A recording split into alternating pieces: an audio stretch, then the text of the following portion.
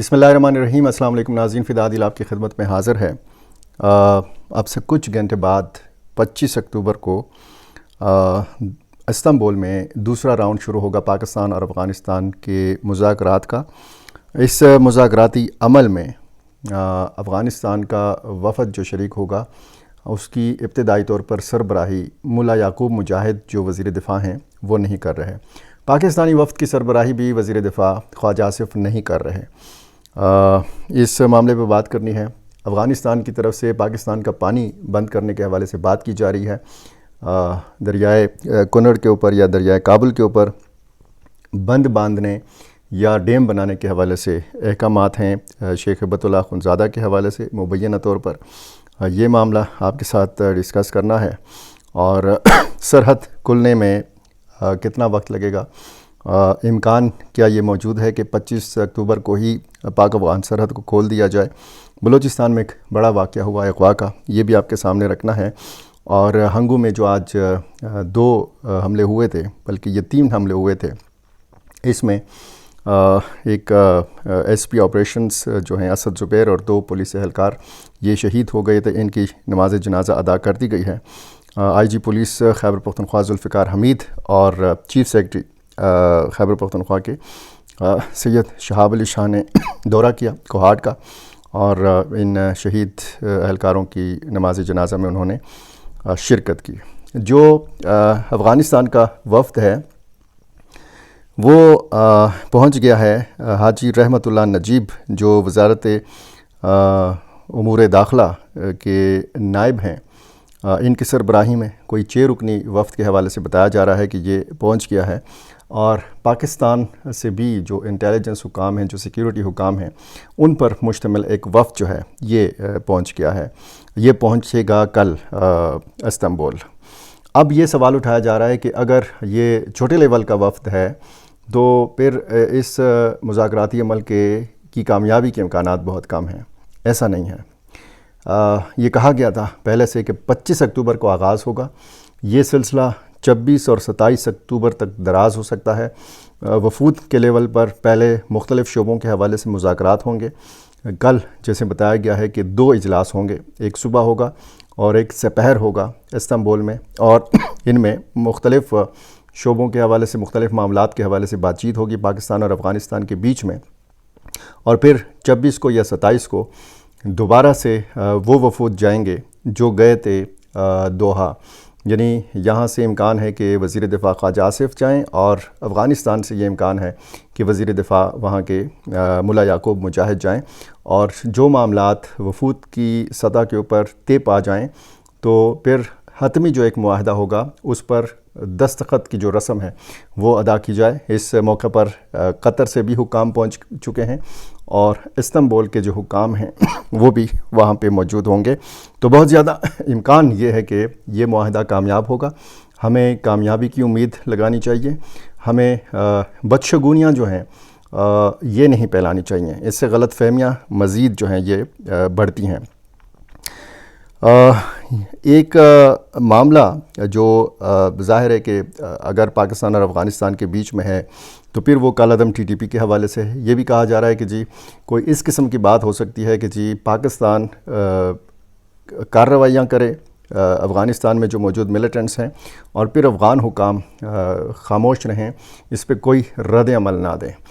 یہ ایک آپشن ہے جو مطلب جس پہ بات کی جا رہی ہے، لیکن ایسا ہوتا ہوا بہت مشکل دکھائی دیتا ہے، اور یہ بھی بہت مشکل دکھائی دیتا ہے کہ افغان حکام جو ہیں، Afghan Taliban T T P کے خلاف کارروائی کریں۔ وہاں پہ مختلف تنظیمیں ہیں، چین کو مطلوب لوگ ہیں، ایران کو مطلوب لوگ ہیں، وسط ایشیا کو مطلوب لوگ ہیں، اور جن تنظیموں کے حوالے سے بات کی جا رہی ہے ان میں سب سے زیادہ جو ایک جس کی سٹرانگ پوزیشن ہے، یا جو سب سے زیادہ خطرناک ثابت ہو سکتی ہے افغانستان کے اندر افغان طالبان کے لیے بھی، تو وہ ٹی ٹی پی ہے۔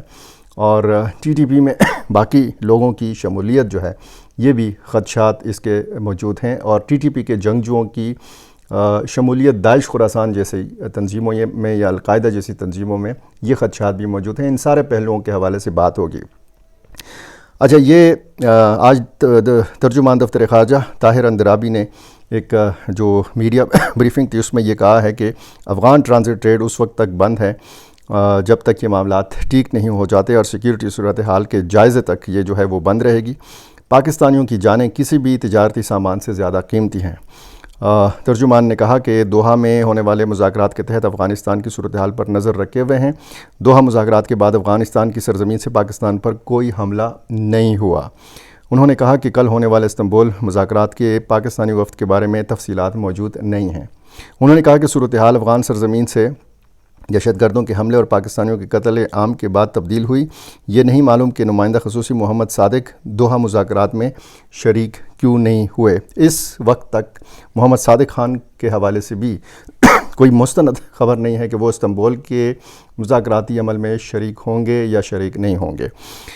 اچھا، ایک سوال کے جواب میں ترجمان نے کہا کہ افغانستان کی جانب سے ان تجارتی مقامات پر مسلسل حملے ہو رہے ہیں جن میں معصوم پاکستانی شہید ہوئے۔ انہوں نے کہا کہ پاکستانیوں کی جانیں کسی بھی تجارتی سامان سے زیادہ قیمتی نہیں ہیں۔ یہ انہوں نے پوری تفصیل بیان کی ہے اس بریفنگ میں، اور ظاہر ہے کہ وہی موقف اپنایا ہے جو پاکستان کا اس حوالے سے ہے۔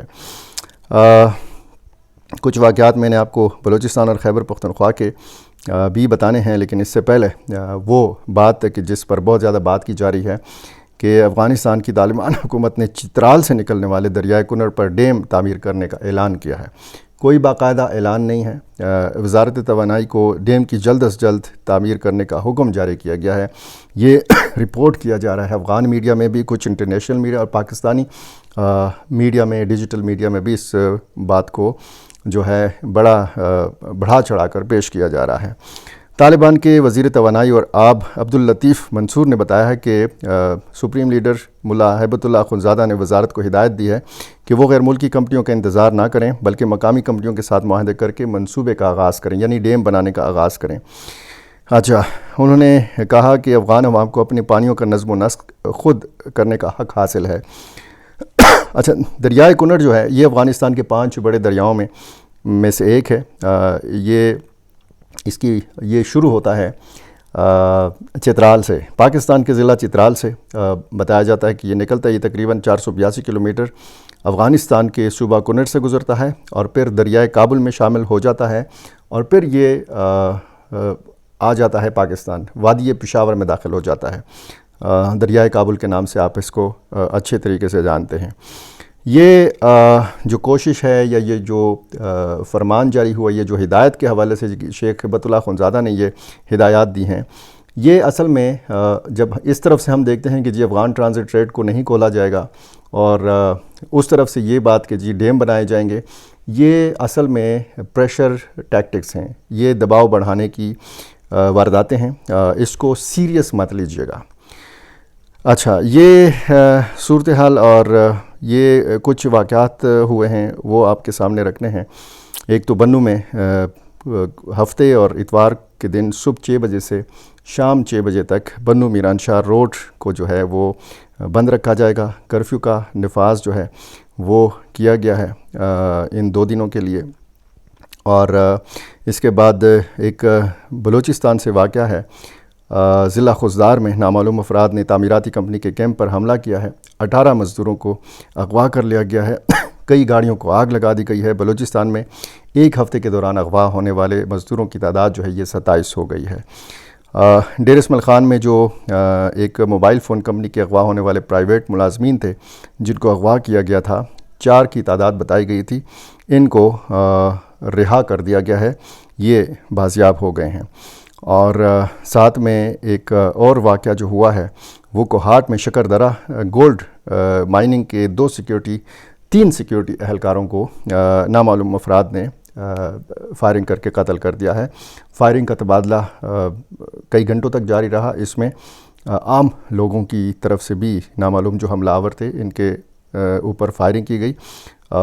اس کی مزید تفصیل بھی آنی ہے۔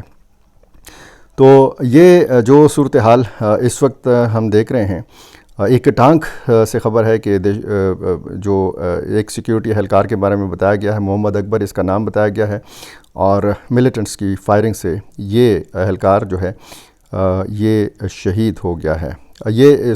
پولیس کے مطابق محمد اکبر یہ گاؤں کا نام ہے محمد اکبر، جو شہید ہونے والا اہلکار ہے اس کا نام اسماعیل بتایا گیا ہے، جو حال ہی میں ایف سی ٹریننگ مکمل کر کے چھٹی پر گھر آیا تھا۔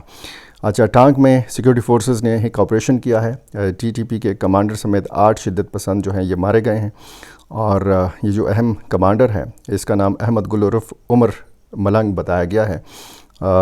इसको मारा गया, एक मिलिटेंट को ज़िंदा गिरफ़्तार किया गया है। बलूचिस्तान में आवारान के इलाके में सिक्योरिटी फोर्सेस ने ऑपरेशन किया है, 7 मिलिटेंट्स को मारा गया है, और ये मुख्तलिफ़ वारदातों में मुलव्वस थे। BLA से इनका ताल्लुक़ जो है ये बताया गया है। ये ख़बरें हैं जनाब बलूचिस्तान और खैबर पख्तूनख्वा से, और नज़रें हैं 25 अक्टूबर के दूसरे राउंड पे भी जो इस्तांबुल में है, और 25 अक्टूबर को ही होगा एक अमन जरगा खैबर ज़िले में। वज़ीर आला खैबर पख्तूनख्वा सुहेल आफरीदी उसमें शिरकत करेंगे। क्या इसमें नया फ़ैसला सामने आता है, किस किस्म की तकरीर सामने आती है सुहेल आफरीदी की, ये भी देखने वाली चीज़ होगी। चारसदा में आज ठीक ठाक जलसा किया सुहेल आफरीदी ने, जहाँ पे इमरान खान मौजूद ना हों जलसे में PTI के, वहाँ पे फिर लोगों को गिनना और ये पूछना कि कितने आदमी थे, ये मेरा ख़्याल है कि इंसाफ नहीं है। जहाँ पे इमरान खान हो और वो जलसा उसमें लोग कम हो, तो फिर लोग जो हैं ये गिने जा सकते हैं। ज़रूर गिनिए। और ये एक बहुत ठीक ठाक शो था, पहला जलसा था सुहेल आफरीदी का, और बहुत बड़ी तादाद में लोग शरीक हुए थे, इसमें कोई शक नहीं है। एक मुंतखब वज़ीर आला को उसके लीडर से अडियाला जेल में मिलने नहीं दिया जा रहा, इसका तासुर जो है वो ठीक नहीं जा रहा, ये पैगाम ठीक तरीके से नहीं पहुंच रहा ख़ुसूसन खैबर पख्तूनख्वा के अवाम को। मेरा चैनल आपने अभी तक सब्सक्राइब नहीं किया, ये कर लीजिए, मुझे अपनी राय से ज़रूर नवाज़ा कीजिए। बहुत शुक्रिया।